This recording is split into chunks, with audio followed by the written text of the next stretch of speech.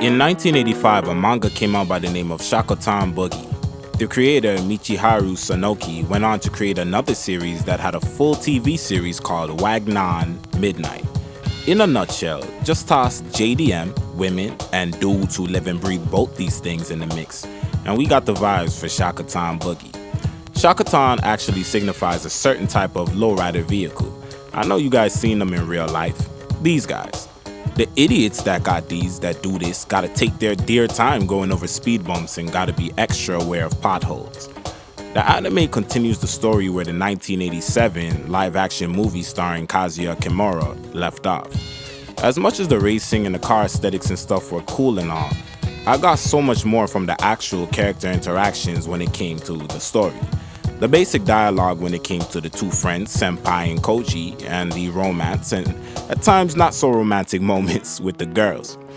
Little fact here, that what you just heard was actually written over a year ago and it should have been part of the 30 days of OVA's rollout from last year, but I just kind of fell off from it. But here we are doing it now. Shakotan Boogie is one big ode to retro Japanese youth and adolescence. There's a lot that goes on over these 4 hours, and when you sit back and analyze the contents, none of it is really all that serious in retrospect. But when you're in high school or your early 20s, this stuff might be the world. Getting the girls, trying to be something that you're not at your core to get ass, winning the race with your souped up whip, having the most souped up whip at the car meet.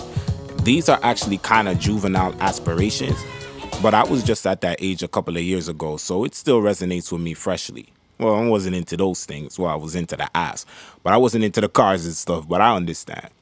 There's a lot of interactions with women in this anime, and it's hilarious just watching how all these situations play out.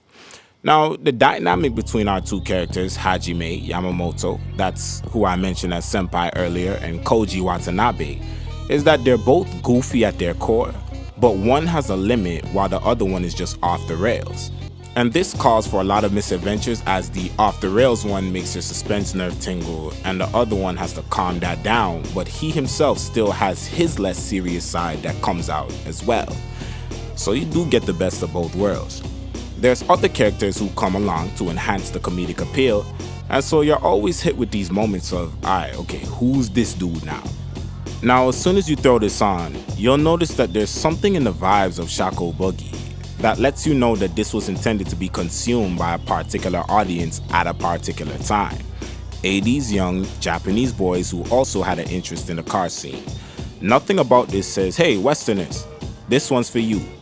There's really not much of a cohesive story here to me, which is fine, but the one thing that takes this anime down from being a masterpiece for me is that it could be a little bit too playful for what is actually supposed to go into the delinquent realm in terms of anime genres.